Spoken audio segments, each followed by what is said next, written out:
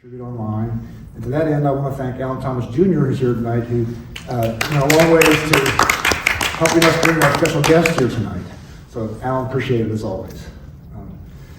I first met Bill Hunt when he talked in the very early years of this festival at Camp Raleigh.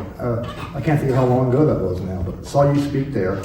And he's already been a contributor to this year's festival. He gave a wonderful Zoom preview prep session to our reviewers, and we're glad to have him here. Bill, if you don't know, he's been involved in photography in many ways. He's had a gallery, he's a collector, he's had exhibitions of his collection, travel, he's had books of that work published in 3 languages, I believe you said? English, and French. Yes. And he always brings a very unique perspective to photography and how he speaks and how he looks at it. He looks at it deeply, and you can always count on it for a humorous and enlightening presentation. So without further ado, Mr. Bill Hunt.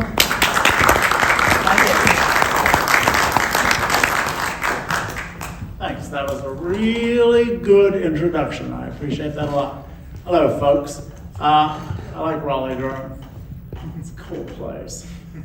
My intention today is to encourage you to open your eyes and appreciate what you're looking at, photographs. So this is a project called Great Photographs, or at least some really good ones. This is based on a project that I began during COVID. I took a really, come on in, you're late, my God, we were taking attendance and you're off.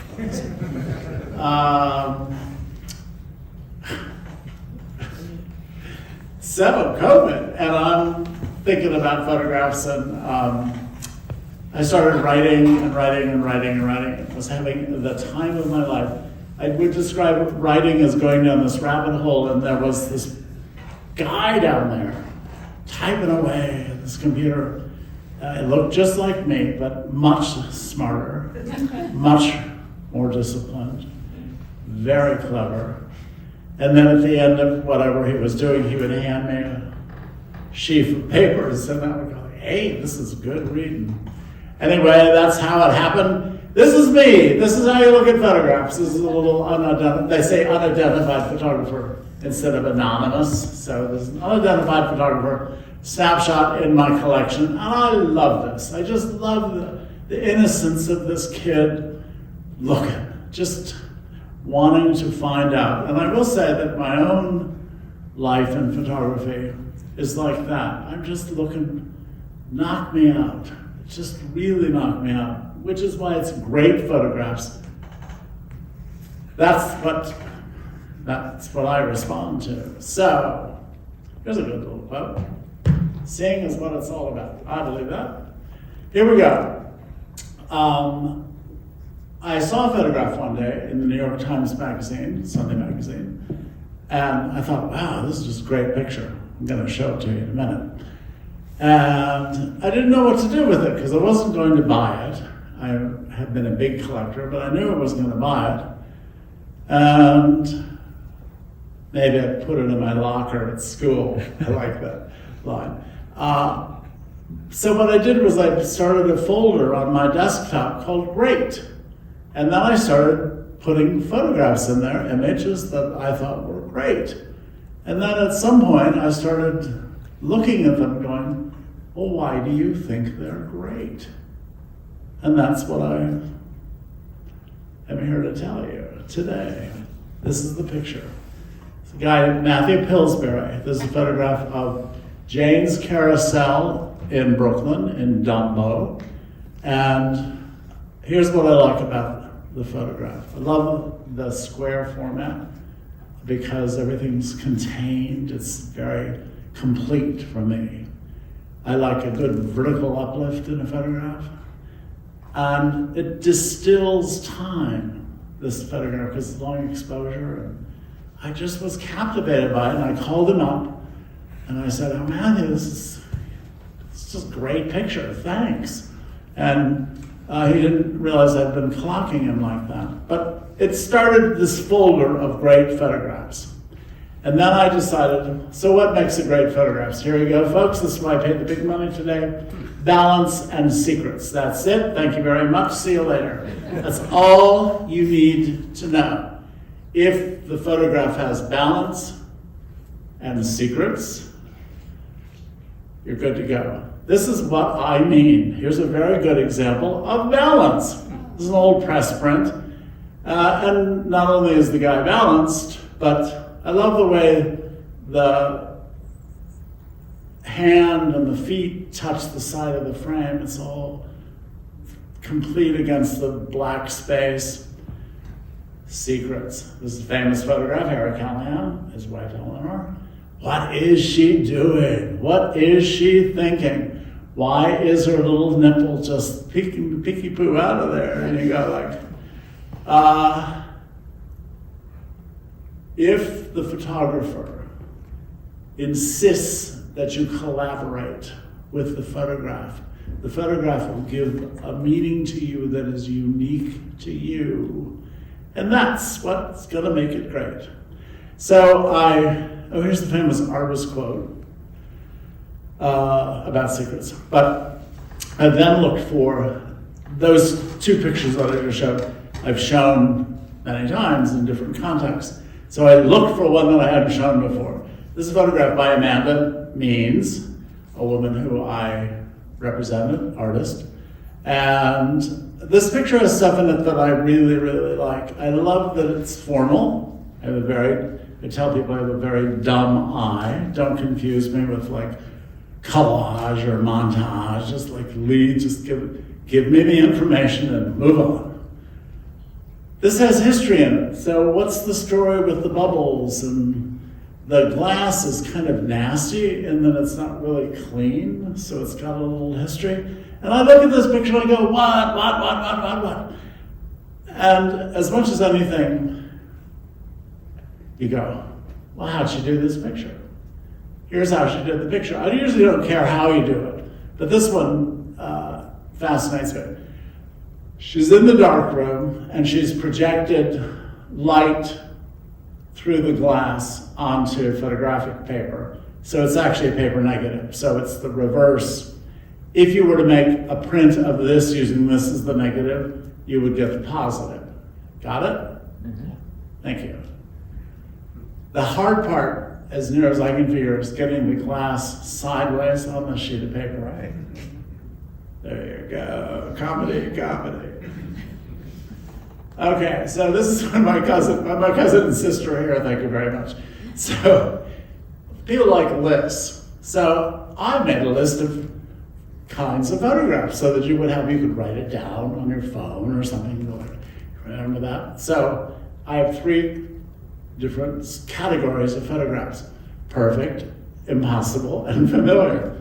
And so my cousin Polly may step out during the impossible pictures. We'll see how she does. If you hear some woman scream and bolt, that's my cousin. Perfect.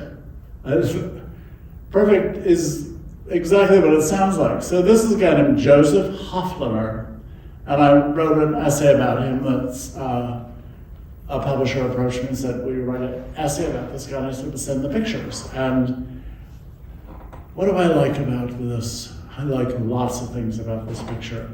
I like the idea that I'm on a train and I'm traveling through some kind of paradise.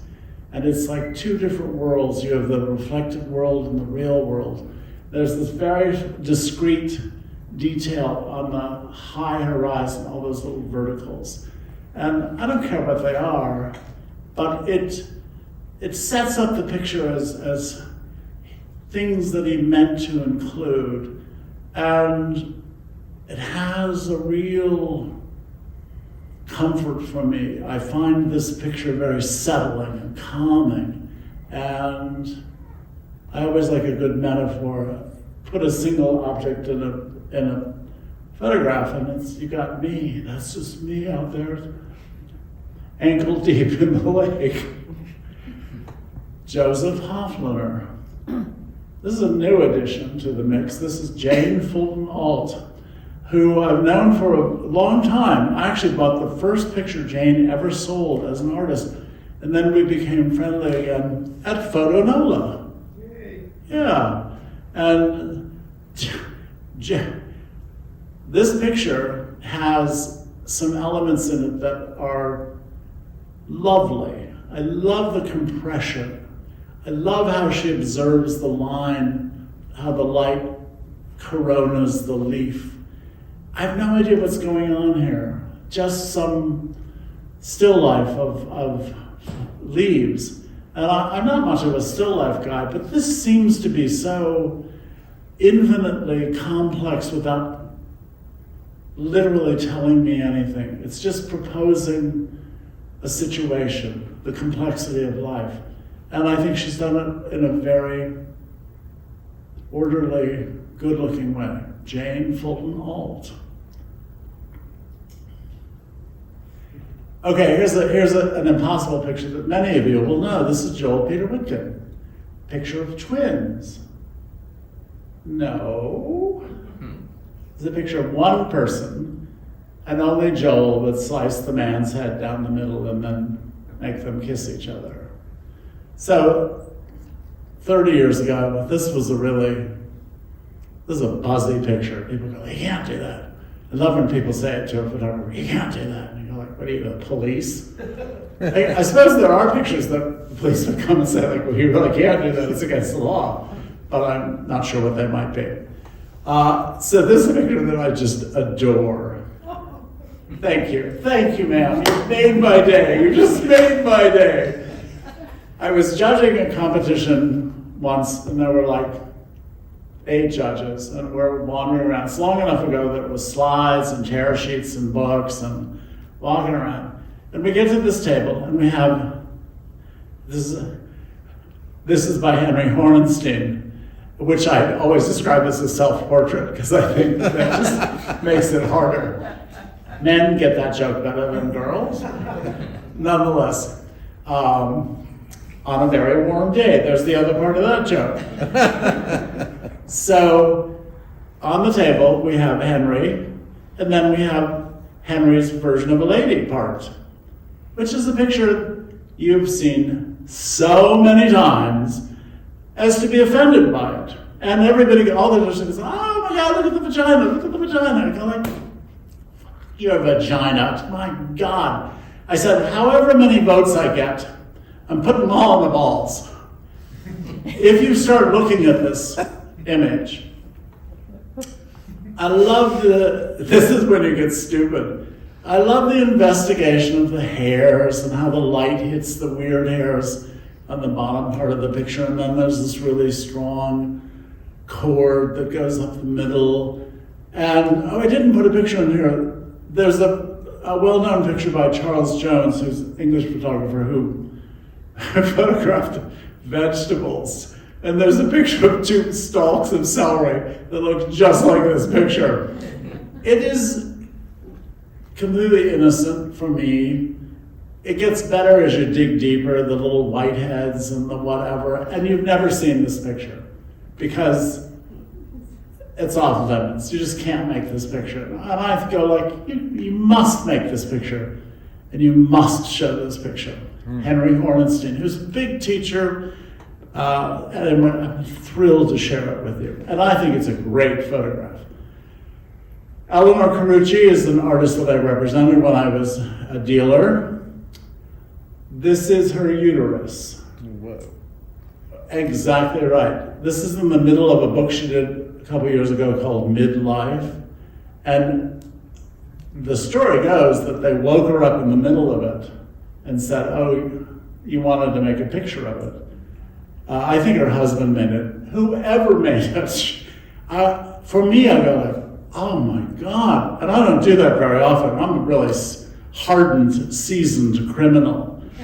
So it took my breath away. And the fact that she made it the midpoint of her book, I think showed some boldness, some real daring. The colors are gorgeous. And this is what it looks like. Who knew? Did anybody, do surgeons here who go like, yeah, that's what it looks like? You did okay, Polly. Thank you. That was it. Now you can rest. Now you can relax. Familiar.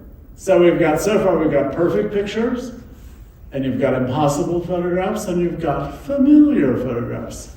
Here's what I mean by familiar. As in pictures you're used to seeing, or of the family. This is a 19th century photograph, tintype, hand-colored.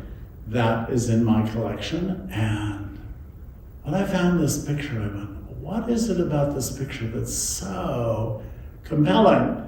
If you look real close into the highlight of the man's eye, it may have actually happened in both eyes. It's a piece of photograph that's been glued onto it, so that the photograph is actually three-dimensional. And the artist was so intent on the eyes shining. I hate portraits for the most part because I just don't think they begin to tell you what the person's like. It's an impossible situation because you lose too much of the person's inside. I like this one. You would not be able to identify this guy if you walked into a bar and said, "Is the guy with the highlights in his eyes here?" But for me, as someone who loves and appreciates photographs, I thought this was dreamy, and it has, I think the coloration on the cheeks and stuff is good. And I like simple, direct, just put it in the middle of the frame and don't mess around with me. This is a series of Christmas cards from 1960 to 1990, sent by the Colin John family of Bloomfield Hills, Michigan. And the Colin John family were friends of our family. And my memory is that my sister and I would give these cards would come every Christmas. And I go, can you believe they send the same fucking Christmas card every year? This is just so embarrassing. So the story goes along, and we knew this family, obviously, because they sent us this Christmas card. And the older son, his name was Colin, or Pike, was in college with me, and then we got drafted the same day into the Army. The answer to the question is the U.S. Army. So we go off to Fort Knox together and became best friends. And when he was about 45, we're about the same age, my college girlfriend called me up and said that he died of a heart attack in court. It was as if the trapdoor of life had just opened up. And I was like, I was so devastated by the loss of this man who knew my history. He knew lots about me because going to Vietnam was not a very pleasant period. And a very wise friend of mine, I was telling her about these cards and telling about the situation with Pike. And she said, well, he was your photograph, which I think is one of the most brilliant insights I've ever had about how photographs behave. So this series of cards, it was always 7 panels, Merry Christmas from all the Johns, or some awkward English sentence like that. The father was an art director for Campbell Ewald in Detroit. Same photographer for the first 15 years, and then the younger son photographed the next 15 years. So aesthetically, they look consistent. 1960 to 1990, do you know how turbulent that period of time was? And this is this document of it. I think this is an amazing series of photographs. They're captioned. I'm not much for text with photographs. The captions are hysterically funny because when people disappear from view, it's because they got divorced. And you go like, well, whatever happened to that really good looking woman? She was just gone. So this is my idea of a familiar photograph, which is also not to discount those pictures in your life that are important because, not just because of the memory, but because you look at it and you go like, man, this is a great, great photograph. Not for sentimental reasons, but because it makes you react in such an empathic way or empathetic way that's what you do. So, photography. So the whole idea of photographs as record. Oh man, I hope this is here. There was a period of time when I asked, I had an idea for a question, and I wanted to find out, this is a longer story, but I was curious if photography had changed your life. When? When did that happen? When was the moment that it changed your life and you were going to have a life in photography for the rest, forever? I mean, it can happen to a collector, it can happen to others, but I was most interested in photographers who's committed there. And I would get a range of answers. I was teaching and I had a student talk about that moment when the silver print comes to life in the darkroom for the first time. That's a really good answer. And then William Klein answered that it was the moment when he realized he could do something with photography, which was to get a jiggle effect that he couldn't get in painting, but he could get it in photography. And I went, wow! Here's my favorite. This is from an Italian boy I met at a portfolio review someplace. His name's Giulio Raimondi, and he's a photojournalist. April 11th, 2007. It was a Wednesday, my last day in Algiers. It felt like Sunday because the job was done. My very first photographic mission, 2 months on the Arab Mediterranean. I walked down the hills where I lived to the city center. The time was quite late in the morning, beautiful veiled women gazing at me, beggars looking for coins, tailors smoking at their boutiques' front doors. I was in love that morning, both with the city and with the brunette girlfriend I left waiting for me back home in Italy. I entered the black market to buy a cigarette. I walked for a coffee to the Brasserie des Facultés, an old-fashioned place just beside the main square. It happened there, 7 steps before the square's corner. I didn't fall, but I could hear the roar. It overflowed me. The only thing I remember hearing perfectly was the moment of purest silence after the explosion. Then it was only panic, smoke, blood. I was alive by miracle, and I knew it. And I knew it. A firm bank wall had protected me. I'd stepped on the safe side of the corner. On the other 7 steps further, everybody was dead, or else dying. There was no God for me then, neither is there now. I asked him to unroll some stairs for me to escape somewhere up in the skies. As this didn't happen, all I could do was run back from whence I came, or else cross that corner. When you're terrified, you can only be yourself at its purest, or else one gets completely detached. No way in between. To be frank, this has nothing to do with photography, but photography itself means nothing to me. It's just an alibi to approach situations which I would never be able to get to without a purpose. It's all because of life instead, and photography is the diversion for getting there. But to me, they're tangled up together to the deepest. This is the way it went. I crossed that corner, 7 steps. That corner in my mind, and my mind can't contain it all. So, I like that story because it ain't funny. It's pretty dark, and that he was able to articulate this horrific nightmare experience. And then there's a photograph that illustrates it. I love his engagement with the story and the fact that he survived. So Giulio Raimondi. With photography, I used to tell people, look see, feel. And I recognize that what I really mean is look, feel, then you can see. You gotta react.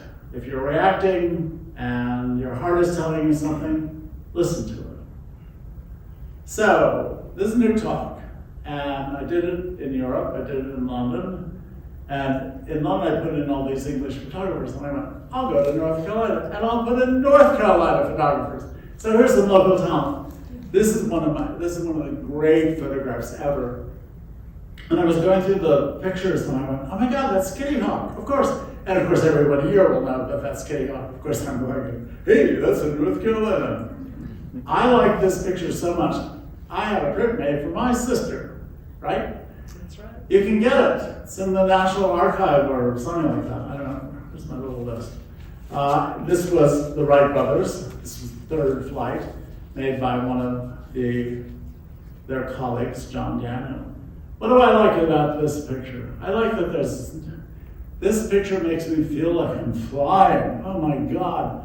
I used to work with these two guys on a project that took forever, and they had printed this, and it was in their office, and I used to like to go to the office just to see this picture because it made me feel so out of my body. And I think it's the curve of the slope of the beach.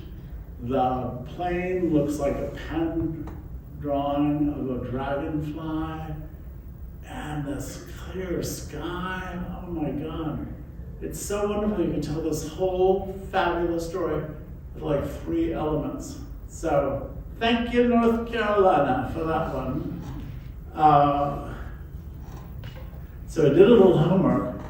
This is, you all know this, of course, this is Bayard Wooten, whose whole name is Mary Bayard Morgan Wooten, and had a studio here. It's remarkable to find women with a successful studio practice in a photographic practice. Hard enough, man or female. I think the pictures are so good looking. This is classic looking, and I forget the date on this, 1940s. Tobacco people, right? No, textile, sorry. But it looks like Louis Hine, except better. It's just a much better looking picture. It's real clean, sharp, everything's in focus. It's an event. She's bringing a heart to this. I like finding this one.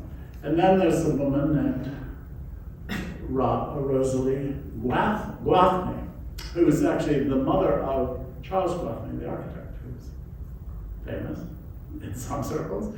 But look at this, she's every bit the equal of all those FSA photographers in the 30s, and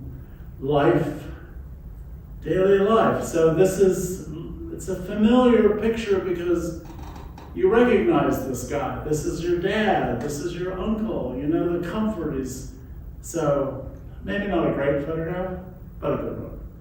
And there's lots of fuss about Hugh Mangum, that they found this big trove of his glass plate negatives at a studio portrait practice during Jim Crow.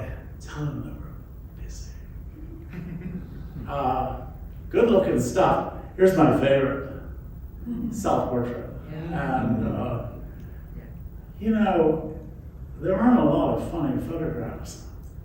My test is for photo people is name a funny photograph that doesn't have a dog or a sign in it. Good luck. Or wasn't made by Cartier-Bresson. But this one's sly, and I like the vignetting. Fun, animated, sly. Oh, there's a good fun fact about that I forgot about Bayard Wooten. She was the first photographer to make a photograph from an airplane. Put that in your memory book. This is Alex Harris. Yes, Alex Harris. Yeah. Good looking picture. Classic lines. I do like graphic strength in photographs. people want to be very inclusive about great photographs. Oh, this is a great one. This is a great one. They're not. They're good. So just, we live in a tsunami of good photographs. It's very hard to crank out the ones that are really great. I wanted to talk about Double Take Magazine, which I really don't know much about except I've got them all. But the Center for Documentary Studies, where Bryce is, big deal. And they continued the legacy of people like Gene Smith, this is W. Gene Smith. And that transitions to me talking about a guy named Sam Stevenson who did books on Gene Smith.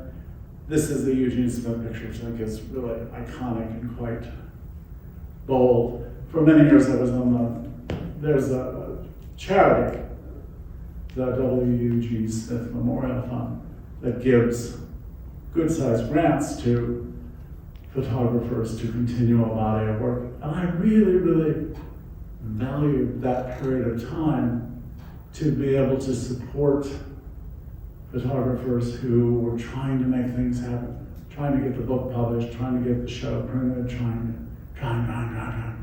And it was wonderful to deal with the ones who could be articulate about what they were trying to do. Very often you'll meet an artist who's doing good work, but can't make the case for it. They just can't talk. It's so valuable when they can talk. I think people looking at photographs, the more you're able to describe what it is you're looking at and what you're feeling, then you can really have a conversation with people. So this is a book Sam Stevenson did, which brings me to, here's Bryce, I'd asked Bryce, I don't know what. Somehow the answer was, oh yeah, these pictures of, this is a guy named Louis Palou, who I've known for a long time. This is the 24th Marine Expeditionary Unit, based at Camp Lejeune. So that's the North Carolina connection, and this is a picture that Louis made in Afghanistan. And I do think this is a pretty successful picture. It's simple, but it unpacks in a meaningful way. It's not blood on his hands, it's a dye that's part of a ritual. None of which you need to know, but I think you're brought in by something's going on here that's really very serious. And the face is so enigmatic, you can't tell if he's being traumatized or surprised or just hiding his face. This was a good discovery for me. Last time I was here at the North Carolina Museum of Art, which I like a lot, they did this show called Old City Summer. And it had in it this Alec Soth picture. Alec is a contemporary photographer of the show was done as an homage to Bull Durham, and it was 25 years of the, oh man, I'm gonna get this so incoherent. Anyway, really great show, and whoever put it, Sam Stevenson put it together, whose name I mentioned. And I like this existential person in the middle of the sea, fending for themselves. A really dumb taste, a dumb eye, dumb taste, but at least it's consistent. And further, there was this image by Jeff Whetstone, who taught down here for a long time and then went to Princeton. And I like the story of what it is, if I can actually find it. This is, so when you score a baseball game, you would do this kind of cuneiform on your scorecard. This has some family resonance too, because our family was in baseball. So everyone, of course, knows that this is the Gwinnett Braves at Durham against the Durham Bulls, top of the ninth, 1 out, 1 ball, 1 strike. Gaddis doubles to left field. So we all do that, right? Yeah. I think it's just, it's kind of not you can scale this. You don't have to make it a photograph. But for me, it was like, oh my God, it was like the Rosetta Stone of something. It was like finding the Rosetta Stone without how it worked. You just had the like basic symbols. I have a long relationship with David Graham, and he did a project with Daylight. I like Daylight. They were based down here for a long time, and I tried to get a picture from North Carolina, but I didn't like David's pictures from North Carolina.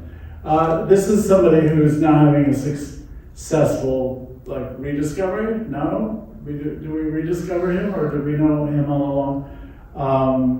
Ralph Burns, who has a show at the North Carolina Museum of Art. He shows about Elvis. It's a good movie. Anyway, you ought to see that museum. That's a great museum. I do like baptism, upheaval pictures. Burke Oswald's relocated to North Carolina. I have no idea whose picture this is. And David Allen Harvey, who was a longtime Magnum guy who's fallen from favor. This picture works for me, but it shouldn't. You know, it has all these like weird elements, the hand and the dog and everything. Nothing's in the picture. It's all like coming into the picture. And I find the whole thing mesmerizing. You know, like, what's going on? What's going on? I have no idea. Some street in Cuba, probably.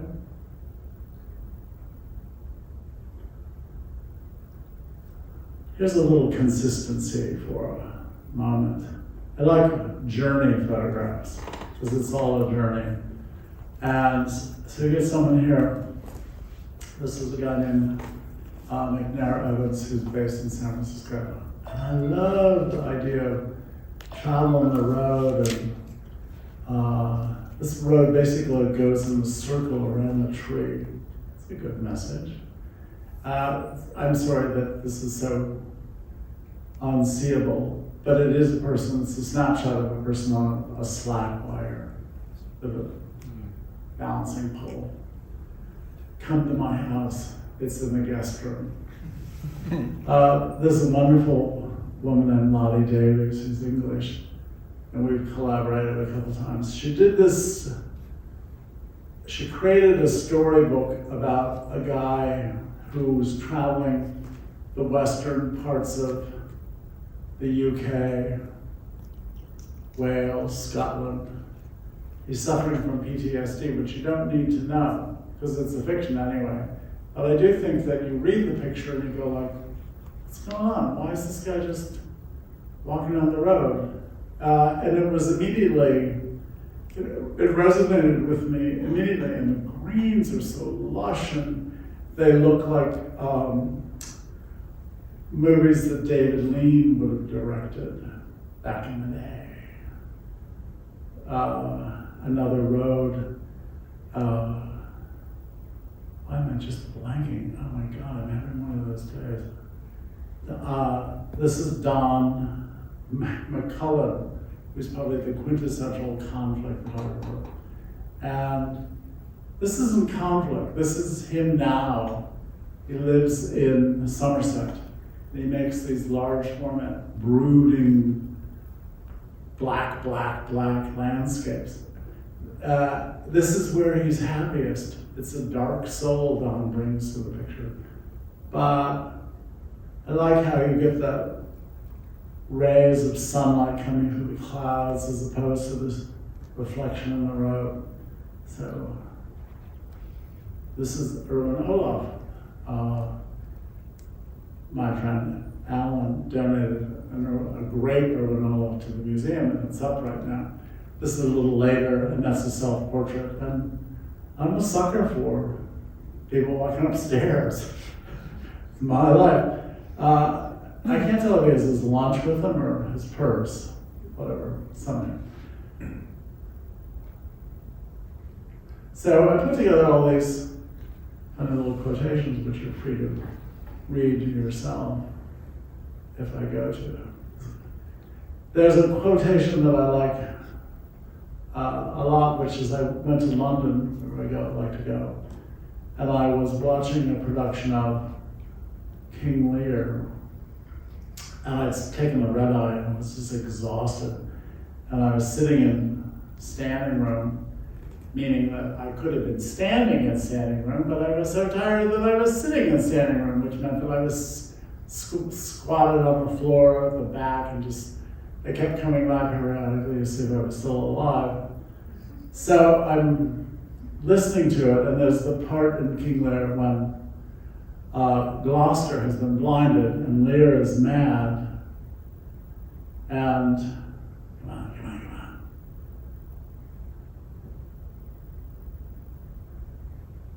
So Lear asks Gloucester, how do you see? Because he's blind. And he says, I see it feelingly. My heart just like busted out of my chest. It was worth a whole flight to hear this one moment in the play. That's how I see. I have this, very visceral, I insist that photographs behave like that for me to like respond to them. I've had a collection for many years of pictures of people where you couldn't see their eyes. And then that segued into a different collection, which is a collection of American groups before 1950, and which was a euphemism for no living photographers. I love photographers, but I did it. I had a nice time with photographers, so the dead ones, the dead and unknown ones. And I bought this picture about 6 months ago, and I had it framed. It was in really bad shape. It has it's just some engineers at some convention. And I found that I was going over to my studio at night, and I'd go in and I'd pick it up, and I would rock from side to side with this picture. And I would go, oh my God, am I happy? This is so happy. So I never thought of this one before, but you want a photograph so good, you want to dance with it. This has this great detail. So you've got no depth of field. You've got these people squashed in the picture, but in the upper right, because of whatever the chemistry or the print or whatever, I insist this is the rapture. They're all being subsumed into the rapture. They're all disappearing out of the frame. And that's the message. That's just the message that it's all going to get better. So that's the end, except for this. So when I was writing this, I thought, I know what the ending is. And so I had to sit down and write it, and I had to Google it to make sure I was writing everything. So we have a real affection for big pigs in our family, but that's personal. This Violet the Pig by a woman named Isa Leshko, who, when I saw this picture in portfolio review, she showed me these elderly farm animals on Seamless. I have no idea what you would ever do with these. She did, though. She had people make a video of her making these photographs. The video was just great. So I didn't worry about her. I figured she'd figure out her way. Here's the pig story. And this pig story illustrates my methodology in life, in work, in looking at photographs. Traveling salesman driving down the highway. Out in the country, beautiful day, goes by a farm, looks in the farmyard, pigs, sees a pig with a wooden leg, slams on the brakes, stops, gets out, goes around to the barnyard, farmer's there, and he says, hey, that's a good looking pig, but pig has a wooden leg. Farmer goes, that is an amazing pig. My wife was making dinner one night, and the curtains caught on fire in the kitchen. House was going to burn down. The pig made such a fuss. We didn't notice that the fire was happening. Pig made such a fuss. We saw the fire, put it out. Pig saved our lives. traveling salesman, that is an amazing pig, but what's the farmer says? You know, it was stormy, and this tornado came down on the farmhouse. We didn't see it coming, we didn't hear it, nothing. Pig did. Pig knew what was coming, made us go down to the root cellar, saved the whole family. That is an amazing guy. Jimmy fell down the well. We didn't know he fell down the well. My son did. Pig did. Pig came running back to the house. So, what happened to Will? Well, saved Jimmy's life. That pig. And the family took him for that. Amazing. Amazing. Farmer goes, you don't want to eat a pig like that all at once. Thank you very much.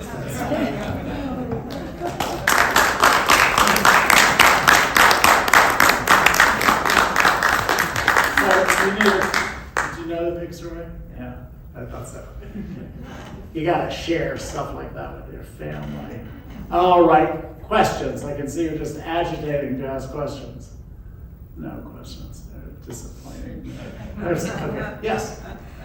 You come across these, is there any like pattern, or is there, how do you find most of these? Are just in life, in your daily life and experiences, searching reviews? Where do you come across all these?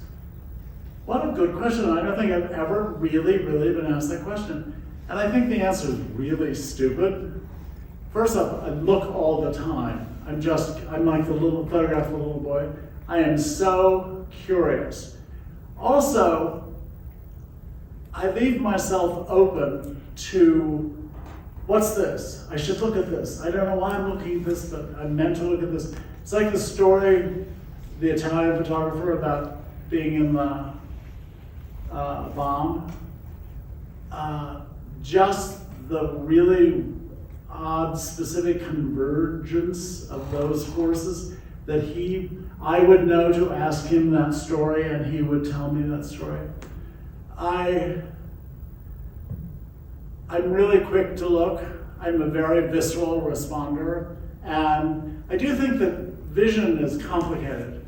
I think physiologically, there's the part where you actually see things, but I think that it involves all the senses.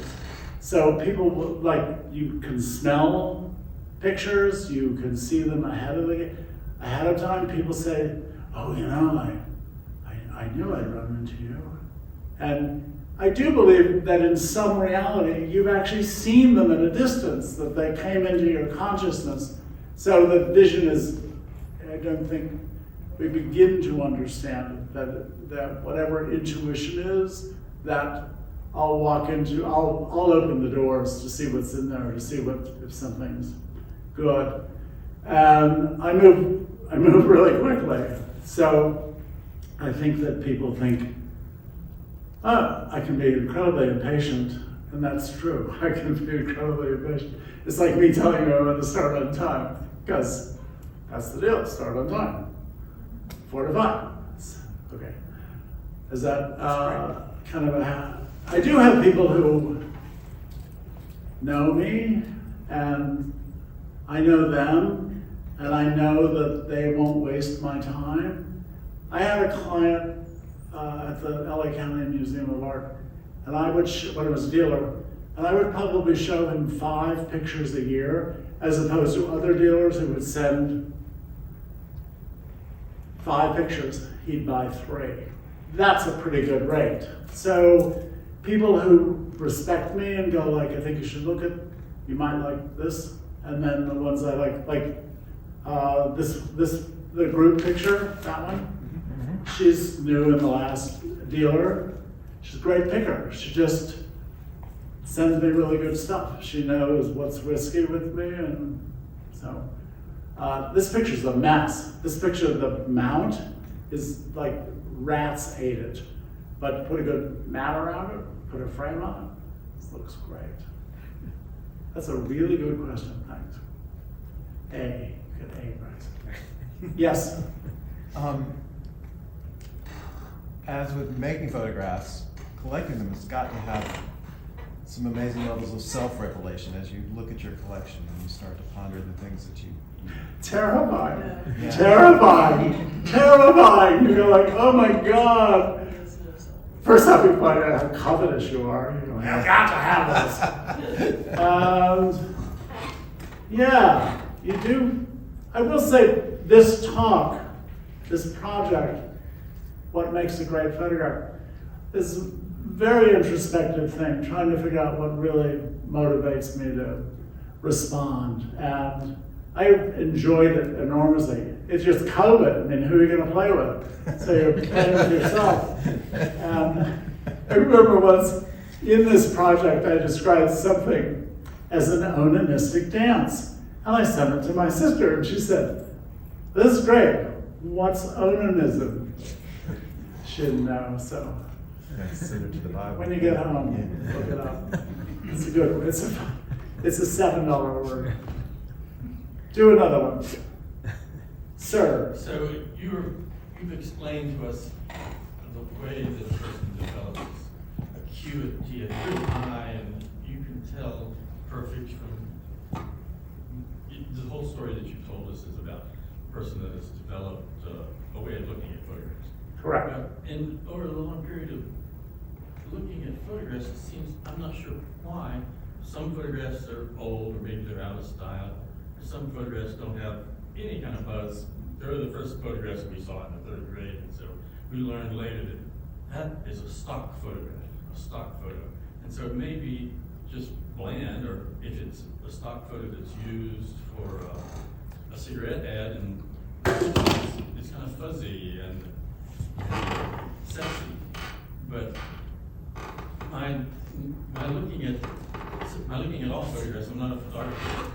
The stock photo is now, we're zooming up to this period, the photograph that is dismissed as being not a photograph is considered, it didn't take long for it to become a stock photograph, and I'm talking about what do you call it when you take a selfie? A selfie is totally a useless, dismissive photograph, even unless you're a dentist and love excellent teeth. So I'm confused by that because I absolutely love stock photos and selfies, just because they have some either a dead buzz or immediate. It's as somebody's having a thrilling moment. So I think there are a couple things involved. Okay, shoot. So what's great for you is great for you, not for me. My encouragement here is for you to refine that as much as you can so that you know, why do I like this? And I would offer with the stock photographs, you like that it's familiar, that it's in focus, that it's probably lit really well, so it has a handsomeness that is very satisfying. Looking at it is a pleasure.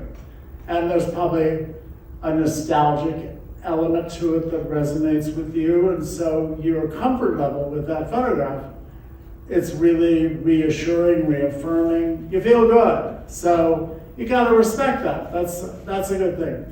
The whole thing about selfies, you're just nuts, that's stupid. No, I don't know how to sort through the idea of selfies because I do know. I wrote a piece about selfies once that had all these anecdotes. My favorite anecdote was the guy, there were 2 people. They may both have been in Mexico, which is strange to remember. One was the person who was doing a selfie, and they didn't like the background, so they backed up and of course fell off the cliff. Then there was the person who was trying to make a selfie of himself or herself with their new gun. So you know how that worked out. They shot themselves, but didn't get the picture. So selfies. That's maybe it's just a fetish for you, you know. I just would keep it quiet about it. Then you'll get fine. Is that your wife with you? The woman next to you, are you related? No. Okay, so she's safe. She can tell her about it. Do you find that the way you think about pictures, look at pictures now, is different than you did when you started 30, Sure, 35 years it's ago gone or through whatever? an evolution, but I do think that, I don't think my instincts have changed. That as a collector, people who collect, I think, will be able to relate to this. It took me a while at one point to be able to get back to being raw and fresh, to walk into a room without any preconceived notions about, oh, this is going to be a really good show. I really should see this show. To walk in and just like go, okay, hit me, hit me, hit me, hit me, please, please, please, change my life. It happens so seldom, but you're just hungry, ravenous for that experience. And I really had to make an adjustment to just like go, so there is a difference between the great ones and the good ones. There's so many good ones. They're in focus, they're in color, they're delightful. And that's not what, you know how to tell a great photograph. The three things, which this has been around a while. So the hairs on the back of your neck or on the back of your hand will stand up when you're in front of a great photograph. The sound of your heart beating will be louder than the sound of the voice that says you can't possibly afford this. Third one is your feet. Your feet will always walk you up to the pieces that you like. So you'll be in the Louvre and everybody goes, oh, come see the Mona Lisa. But you're the one standing in front of the Titian because your damn feet won't move. Your feet are telling you, this one, this one. When I was a dealer, that was money in the bank. I'd watch people in the gallery and the rest of the staff would go like, oh, that's the really good one. And you'd go like, no. Look at their feet. Their feet are like telling me what they like. So I like that. And the fourth one, the off-color one, is close your ears for a second. Polly, close your ears. Who knew your nipples could see? Oh, usually it's a better laugh, sorry. I'm off form. Good luck with your selfies. Good luck with your stock photographs. Do you have books of, you should just get books and books of stock photographs. That would be really funny. Just sit there looking at these incredibly boring pictures that people are like, why in the world do you like these pictures? It's like looking at catalog pictures, which there's a collector for everything. And sometimes you go like, just so you're passionate about it, that's all. Yes, sir. You mentioned you're not a fan of any photo with a caption. Oh, well, that could probably bear revisiting. Sure, we talked about this today, that when I go through an art fair or a museum, I tend not to read the signage unless I go back to see it. I really want the thing itself to work on me. I really want to see it and see have a sense of what I think the intention might be. And if I have the other information, it's not the artist's information, it's mediated, it's the curator's information or the assistant curator's information. You get someone like Jim Goldberg or one of the people, Dwayne Michaels, who actually writes on their photographs. I think that's a wonderful kind of photography. And it's fun and sly and will make an exception to the rule with them. And I encourage you to keep writing on your photographs. Any more? You were real nice, folks. Thank you very much, Brian.